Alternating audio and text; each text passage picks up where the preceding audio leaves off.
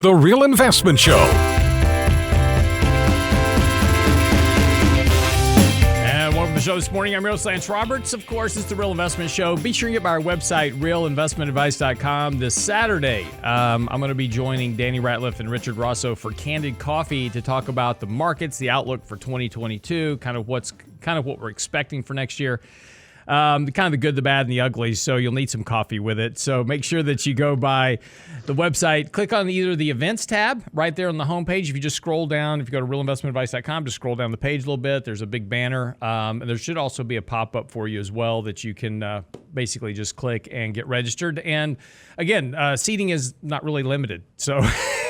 there are plenty of seats virtually. This is the great thing about virtual events. Plenty of room for you. Love to have you come in. That's Saturday morning, 8 o'clock. So, you have to get up a little early, get your coffee going. But, we'll get you in, get you out, get you on for your day, and get you kind of an outlook for 2022. Also, on our website, we've got lots of new articles out this week. 5 signs that you need to be paying attention to for the markets, and really kind of the idea of markets being exceptionally overbought here from a historical perspective. And what does that potentially mean? So lots of good information for you. Realinvestmentadvice.com as always. Joining me this morning, Danny Ratliff, as always, on Wednesdays. Danny, how are you? I'm doing great. How are you, Lance? Fantastic. So a couple of things I want to get into this morning. In particular, one is the 60-40 portfolio dead. We've been hearing this a lot this year. But before we get there, let's talk a little bit about some good things that are happening for savers this morning. If you're aggressively saving into your 401k plans or your IRA or your Roth IRA, there's been some IRS is basically doing something good for us, right? Yeah, well, they've done a little bit, right? It's kind of a half-baked deal in the sense that they didn't go all the way. So they did increase 401k contribution limits from $19,500 to $20,500. So you can put a little bit more into the 401k. However, they failed to raise what you can contribute into an IRA. So a little frustrating on that.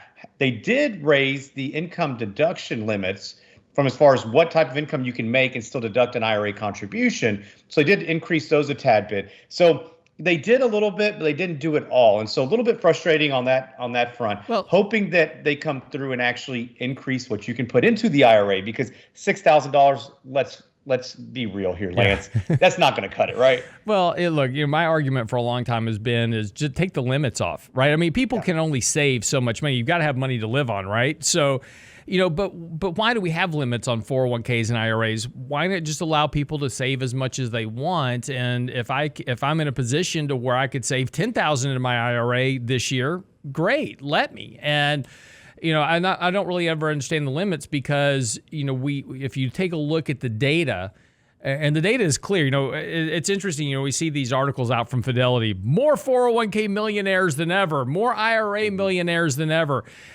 That's true until you actually look at the number of IRA or 401k accounts, and what you find is that's the top 1%. Right? Exactly what you would expect in the economy. But when you look at the average savings or the median savings of households in 401k and IRAs, it's very small. It's less than 1 year's salary in a lot of cases for many people.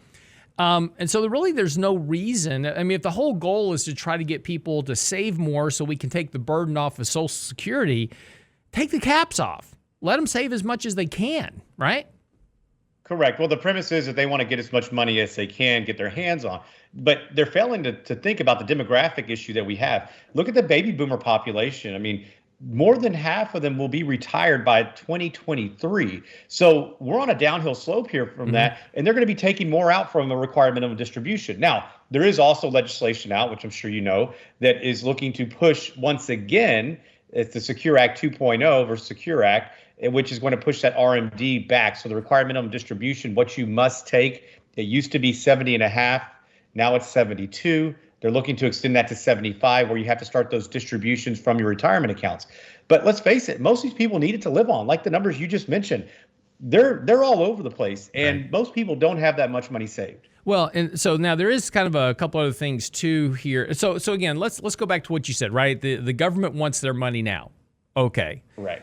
So, all right, let's take the limits off saving for Roths, right? So, because you get your money now, right? If I put $10,000 into the Roth IRA, that's post-tax. I've already paid tax on money. The government gets their money, and I get to save some money tax-free down the road.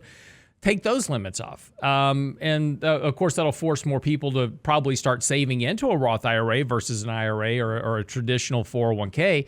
But now we have Roth 401ks as well. So a couple of options there where you could remove limits and allow people to save more money, right? Correct. No, I think it's a great idea. In fact, you guys heard it here first. Write-in ballot, November 2022. Lance Roberts. Great ideas. I will fix everything. You may not like them, but I will get them fixed. Social Security, I will fix it. You may not like it, but I'll fix it. Go ahead. Speaking of Social Security, Lance, there's a lot going on with Social Security and a lot of changes here on the horizon potentially with that, and actually some good things that may come out of this. So Social Security 2100, they're calling it a sacred trust. The House and Ways Committee has already voted on this. Chairman John Lawson, he's gone through this. And so there is actually some good news on that front in the sense that they're going to make some material changes. You know, we've talked about how there's need to be a change with CPI W to CPI-E, so it focuses more on what elderly expenses are. So seniors who are taking Social Security, it's more in line with that. The numbers are staggering when you look at over decades as far as how that is not kept up with inflation. But you know, I think that's going to be a really good thing. So they're looking at a monthly benefit of $30 increase across the board for the average retiree. I don't know if $30 a month is going to help retirees when you're talking about inflation at 5% and 6%. Well, but they did do the cost of living adjustment, which was much higher than typical. So that's good news. We're also talking about raises the income threshold about which Social Security benefits are taxed. So this is a really big deal. We talk about this frequently. You're looking at how, if you make more than $25,000, if you're an individual, you're going to start having 50% of your Social Security benefits taxed. Above $32,000 for couples, same deal. Then you get above for a couple, or 85% of it's taxed. They're looking at increasing those numbers to $35,000 for individuals, $50,000 for a couple. This is really good news. So we talk about distribution planning. We're always looking at this, and this is one of those things that's probably more difficult to actually make sure that people don't pay, right? Because that's a rather low amount. But these are all good news and things that they're actually doing right now. They're also, one of the other big things I think is really crucial is the survivor benefit. Historically, if the breadwinner passes, then the surviving spouse gets the higher Social Security amount. Well, that could be a pretty big change in lifestyle depending on what their own Social Security was, because one of them goes away. They're now talking about increasing that to 75% of the overall benefit that they collect together. So there are some good things coming. The problem with this new bill is they don't tell you how they're going to pay for it, other than they're going to start taxing Social Security benefits again. If you make above $400,000, you'll have kind of a donut hole like you have in Medicare. Yeah, and it's interesting you brought that up, because I was going to tag you on that, and we're about to hit a break here in a second. But let's spin over that for real quick about how to pay for this. This is all good, right? All these things you're talking about is giving seniors more money. Look, we've been messing with CPI calculations since 1999 under the Clinton administration to try to lower the cost of inflation, so we don't have to increase the payment on Social Security benefits because of the underfunded status of Social Security. So really, real inflation, what people live with actually has been far higher than what CPI has reported. So the cost of living adjustment hasn't kept up with that. But even with that suppression of Social Security payouts, starting last year, we're now paying out over 100% of what we collect in tax revenues. That goes specifically just to mandatory spending: Social Security, Medicare, Medicaid, prescription drug benefits, and interest on the debt. More than 100% of our income from tax revenue just goes to that. None of that, nothing else is paid for. That's all coming out of debt. And now we're talking about increasing one of the biggest chunks of the budget, which is Social Security, Medicare, Medicaid payouts, that is already not being covered by tax revenues. So, the debt and deficits that we're dealing with is going to continue to grow. And look, I'm not saying we shouldn't give seniors more money. I'm just saying, how are we going to pay for it? Because again, we can't keep living on this kind of debt run structure we've got. No, you can't. And there's going to have to be some major reform on that end of it as well. That part is not the sexy part, Lance. That's the part that the politicians never want to talk about because it's not very electable, right? You're asking people to either pay more money into it. You're asking them to delay their own Social Security. And so I do see major reform coming because it's going to have to, but it won't be for the seniors who are already taking benefits. You know, we hear all the scare tactics, Social Security is going away. And look, there's going to be major changes. They're already talking about combining the two trusts right now. And I think that, we're likely going to hear more and more about that. But we continue to kick the can down the road as far as major reform. The sooner we do this, the much more solvent it will be, and the better it will be long term. Right. Well, one last thing here, just for the break, because we were talking about saving more into a Roth, and one of the things that you were worried about previously here on the show, we got about 2 minutes, was the potential that some of these new kind of bills from the Biden administration would take away kind of backdoor Roths, but that actually turned out not to be the case, right? Yep. So far, that it's so good that they're not taking that backdoor Roth away. And exactly, explain for people, what is a backdoor Roth, by the way? So backdoor Roth is where someone contributes to a non-deductible contribution to a traditional IRA, then later they go and convert that to a Roth. So essentially, you're avoiding the taxation on that aspect because you didn't pay you didn't get a tax benefit when you contributed to the traditional IRA because you likely made too much money. So the backdoor Roth has not gone away. This is a strategy that not as many people utilize as it probably should. But the other aspect that we were worried about is they were going to take away just Roth conversions in general, not allowing you to convert from a traditional IRA to a Roth. Now they've put some stipulations potentially where it's going to be a 10-year window. Then they start that, which really it's kind of interesting, and it befuddles me a little bit, Lance, because you would think about it that this is actually one of those things you think they'd want to get their hands on the money now. So doing a conversion should typically be a good thing. I'm not sure politicians actually think that far down the road, but we'll talk about some more. When we come back from the break, the 60-40 allocation model, it has been proclaimed to be dead now for the last decade, yet it's still here and it's still working, and depending on how you invest your money, can work very well for you. We'll talk about that. Is it dead? When we come back from the break with Danny Ratliff. Don't go away.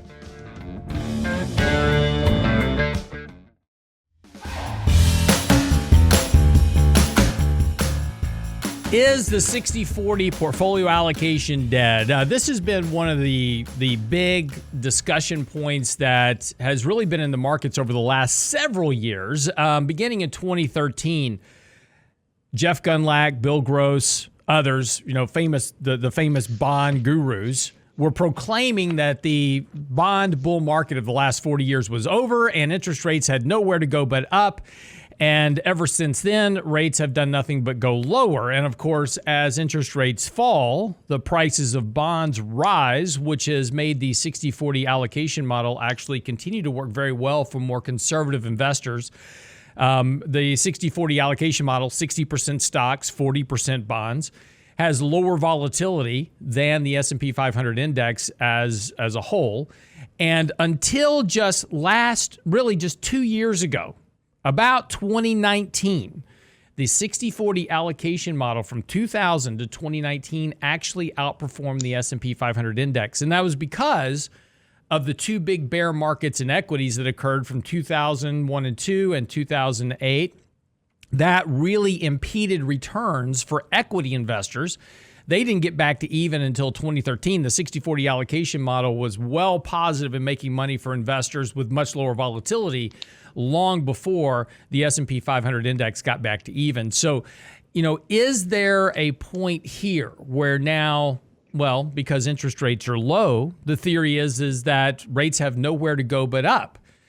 The problem with that is that higher interest rates are a problem when you have an economy driven solely on debt, whether it's corporate debt, individual debt, mortgage debt, government debt. Everything that we're doing is specifically going right back into debt to pay for whatever we want to pay for. Of course, that's all been a function and a driver of near zero interest rates now for the last decade from the Federal Reserve and continually falling interest rates, not just over the last decade, mind you. Interest rates have been falling since 1980. Which has been fueling both speculative investment in markets as well as rising asset prices in multiple areas. So, yes, interest rates can't go much lower than zero, but does that actually mean the 60-40 allocation is dead? Now, before I ask Danny Ratliff a question. I want to read to you a little quote here from a Barron's article. And this article basically says the 60-40 allocation model is dead. It's done. And here is the resolution by people, advisors in the marketplace, what they're recommending for their clients. And particularly, we're talking about now clients that are near retirement or in retirement with a substantial amount of wealth saved up. What's the recommendation to combat the 60-40 allocation model if bonds are indeed dead? With longer and longer life expectancies, the retiree depends on their portfolio to meet their living need for decades. Therefore, for most clients, the assets that would typically be invested into bonds should be invested into equities. So in other words, as a retiree heading into retirement, you should no longer have fixed income as part of your portfolio. Your portfolio should be 100% equities. And this has become commonplace, accepted analysis and recommendations for the markets. And the problem with this, of course, is this analysis and recommendation has come from a 11-year bull market run where there's been no serious major declines to this point that have impacted capital. Ask somebody that was actually in the market in 2008, and they might disagree. Danny, let's go to you. You work with a lot of individual advisors. You're a certified financial planner, and you work with many, many high net worth clients. I just want to ask you a question right up front here, Danny. If you went to one of your clients right now and said, "Hey, Mr. Smith, we don't think bonds can go much lower here, so we're going to put all your money into equities," would you still have any clients? I think that'd be a really hard sell. But Lance, there are a lot of people out there that are doing just that, and they're making the argument saying, "Hey, you know what? You have a long time before you need to make distributions. Go ahead, you can put these funds aside. We can be extremely aggressive because there is no other place and no other alternative at the moment." And we know that's not true. The other issue is, like you mentioned, 11 years, 12, 13, whatever the number is, as far as this bull market has ran. What's likely to happen is the market gets more and more expensive as we are in a potentially tightening cycle that typically doesn't bode well for equities. And so now you have somebody getting closer to retirement. Yes, they don't need these funds right now, but what if you saw a major drop? Would maybe they start to have to rely on these funds down the road? Mm-hmm. There's potential for that. And I think that becomes the bigger problem here, is that with this greater amount of risk that we're trying to kind of smooth over and say, look, guys, it's going to be okay. It seems like that's what the industry's doing. There becomes a significant problem for the well-being of your financial plan as far as how long these funds can last you if you face a significant drop. And most people aren't taking that into account. And that's really kind of a key point here is, again, there's two things that happen to retirees. And again, if you go back and talk to a person that was in the markets in 2008, as an example, and was close to retirement, say they were just within 10 years of retirement. Or let's go back to 1998, 1999 and talk to somebody that was within 10 years of retirement back then. Let's say you're 45 or 55 back in 1998, 1999. It was 13 years before you just got your money back. If you weren't ready for retirement in 2013, you still weren't ready for retirement. And that's 13 years of your lifespan that just kind of went away because of what happened with the market cycle. And, as we talk about valuations, and that has a lot to do with forward returns, PE valuations at the peak of the market in 1999 were 44 times earnings, according to the Shiller Cape. As of yesterday, the Shiller Cape ratio is 40 times earnings. It is only, basically 4 points less than it was in 1999. And yet we've got advisors saying, oh, well, the only thing you can do here is put all your money into the riskiest asset class of the market, which is equities, and kind of cross your fingers and hope markets just keep going up indefinitely because we've now eliminated bear markets. And this is the thought, at least, by individuals when it comes to the Fed. The Federal Reserve will not allow the bear market to occur, so there is no downside risk to markets. We are in very uncharted territory in terms of valuations. Price to sales have never been at 3 times earnings. Market cap to GDP has never been at 2.5 times the economy. Talk about valuations, 40 times earnings. That's the second highest level on record and very close to what we saw at the peak of the markets in 1999. No matter how you cut valuations, investors are paying a very high cost for that. But bonds, relative to the economy, are still actually very fairly valued. So as an investor, really, where would you put your money? Seems to me you're taking a lot of risk to try to eke out a very small rate of return differential going forward. Well, I think what advisors are looking at is that they can look like a rock star in the interim and say, okay, we can gather assets. We're doing very well. It's a good story, because people don't know what to do. They understand that we are in uncharted waters to some extent. But what I fear is that on the back end of this, they're going to look like MC Hammer, broke and not have any money. And this is going to pose such a significant issue for retirees. And, just like you mentioned, you have a totally different perspective when you think about the people that retired in 2000 and they faced 2001, 2, and 3, or 2008, and you saw that significant drawdown. We know the first 2 years in retirement are extremely crucial to the longevity of your funds. The first 10 years are also really important. Once you get past those, if you have the wind at your back, you're doing pretty good. But it's a different story for people who took distributions during those times versus people who are able to take advantage of it, put funds aside, continue to contribute as the market dipped. Hey, that could have been a really good thing for a lot of younger investors, because now you're buying it a lot cheaper, and now you do have the wind at your back. Yeah, well, and that's kind of one of the excuses for this as well, which is, well, even if the market does have a big correction, it always gets back to even, right? It always comes back, and that's true.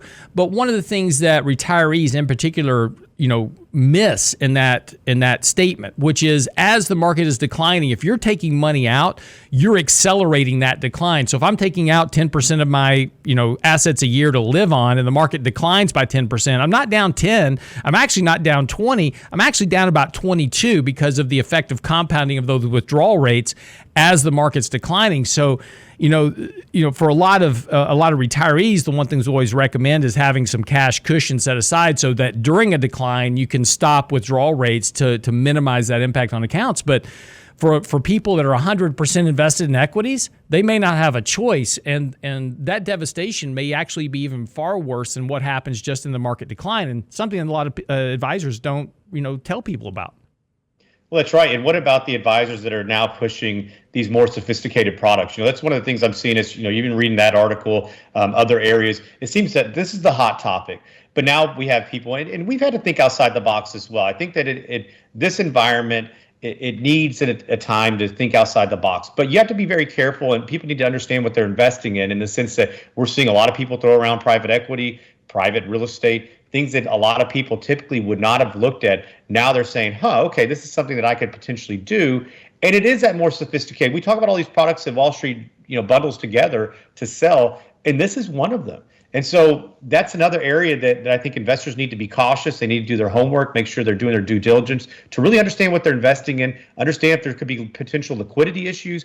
What's the impact if the market does falter and the economy, it looks a little bit different, because that's when those investments, they're not nearly as fun, because you can't get out and you can't actually proactively manage that portfolio, because more often than not, you're stuck in some of those. Yeah.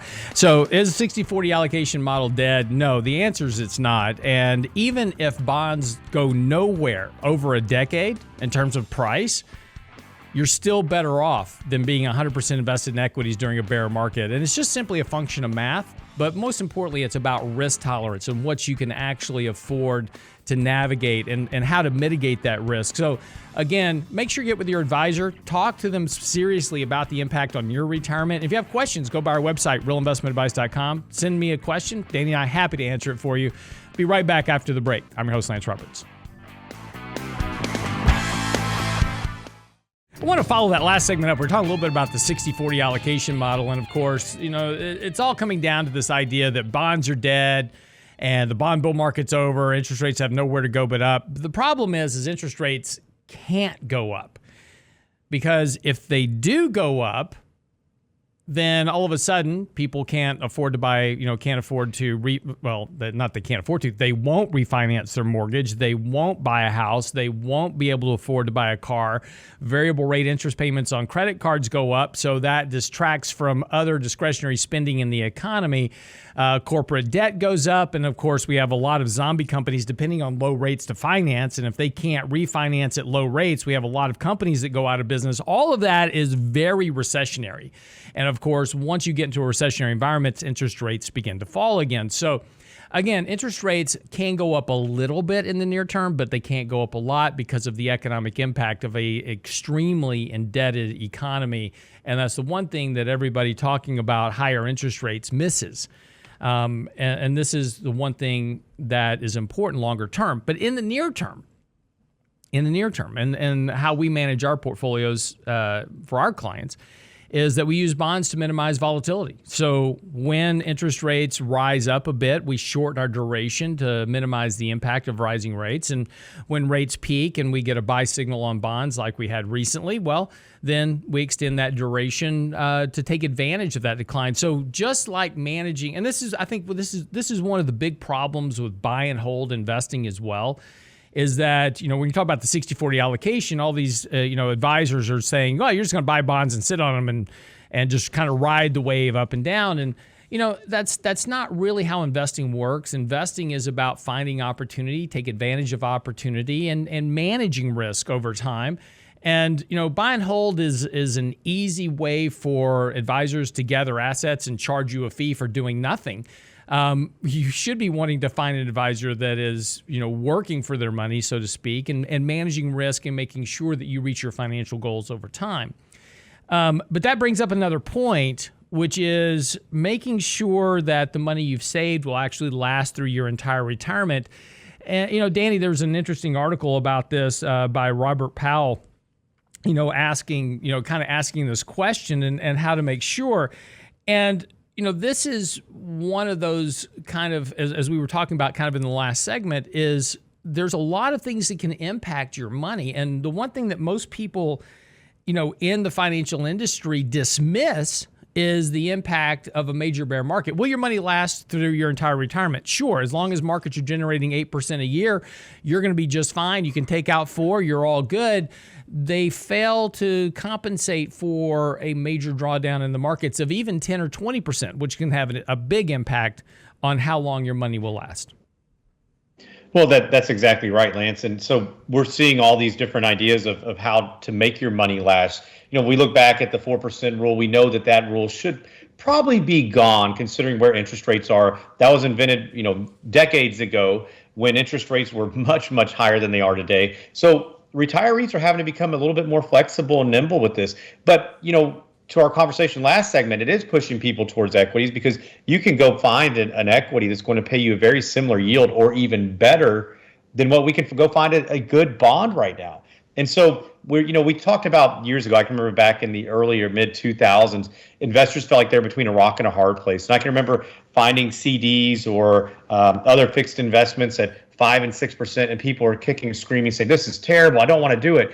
And now, when those matured 5 or 10 years later, they're thinking, oh my gosh, what am I going to do? Because there's nothing out there now.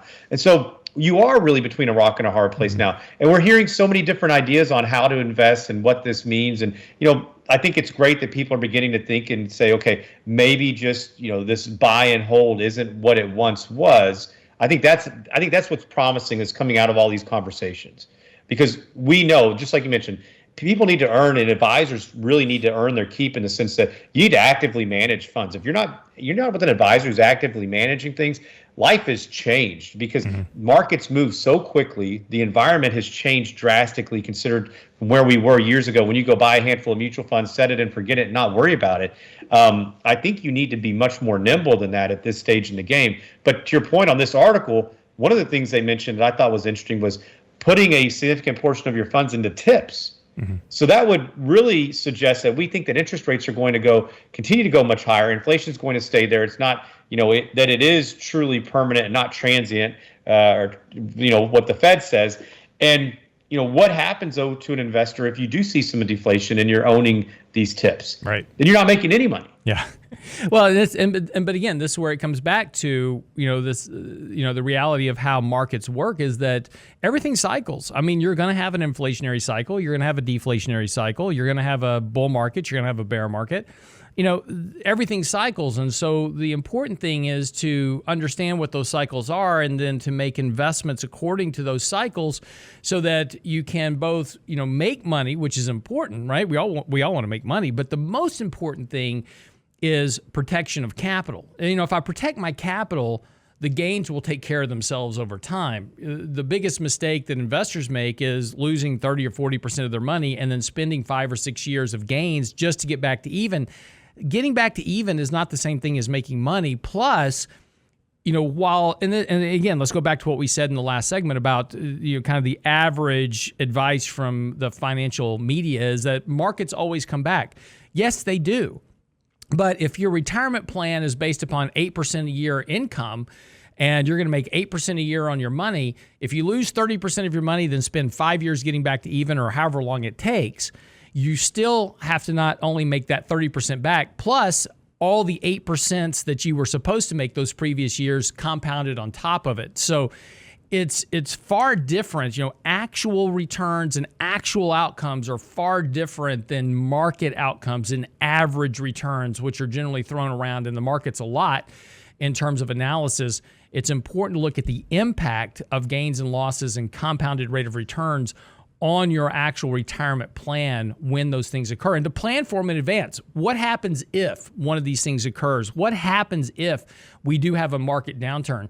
Hopefully we never will. Hopefully the markets will go up 10% a year and we'll all be happy and it'll all be great. But what if you actually happen to have a downturn, and how do you navigate that? And that's got to be part of the financial planning process. Well, it does. Unfortunately, most people just think of it in the number perspective from percentages on gains and losses. They don't ever think about it as far as what that means to their actual lifestyle. What does that mean? Do I have to take a reduction in distributions and live on less?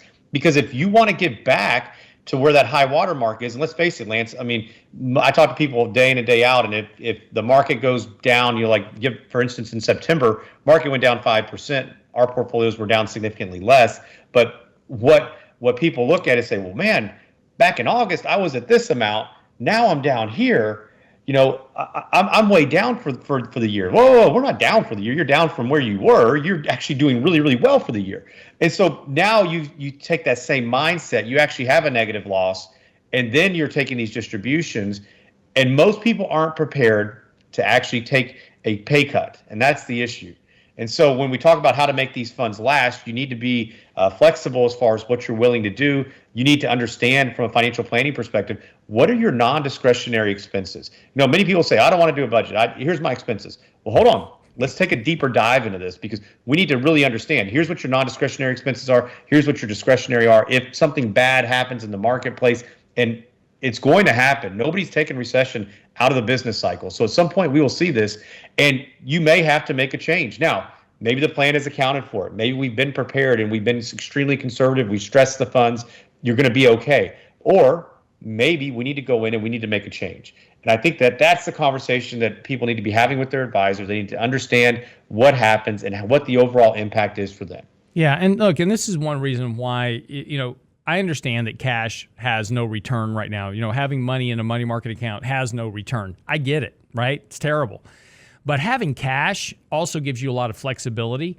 And, this is one thing that I talk to a lot of investors about is, look, if you're living on your investment account, have a good cash cushion sitting on the side that you can go 6 months or a year without having to take withdrawals from your investment account, because that will allow you to help mitigate downturns when they do occur. And it gives you that, as you're talking about, it gives you flexibility without having to sacrifice your lifestyle. But, we've gotten everybody in this whole mindset that the cash is terrible. It's just losing money sitting in a bank account. Yeah, theoretically it is, because if you go out and buy a bag of Oreo cookies next month, it's going to be 10% higher than it was last month. Hey, I get that. But having flexibility by having some cash is extremely beneficial. It also gives you opportunity to do things. If markets do go on sale and you've got cash, you've got the ability to buy stuff cheap, which is the whole benefit of investing in the markets. Buy low, sell high. That's what we're supposed to do. And if you have no cash because you're buying and holding investments, when you do have a big downturn, great. You just lost a bunch of money with the downturn, but now you have no cash with which to buy the bottom with, which is what everybody talks about. Oh, I bought the bottom. No, you didn't, because you were buying and holding investments. Yep. Well, that's exactly right. That flexibility that most people don't have because they're stuck in hey, you have to be all in. You put everything into it, and then when you're ready to get something out, unfortunately, it's usually at the inopportune time when markets are really bad. You think, oh my gosh, I have to get out of here. I need some cash. I need to pay bills. I lost my job, whatever it may be.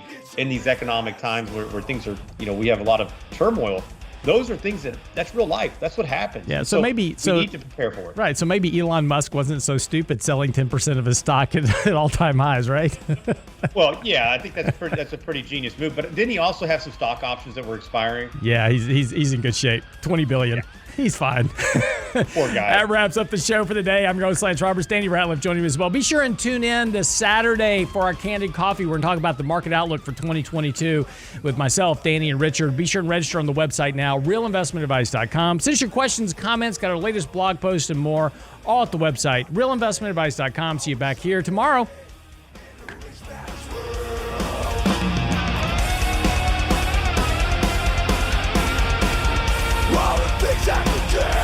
Get daily investment news you can use, delivered at the speed of the internet. Sign up for the Real Investment Report now at realinvestmentadvice.com.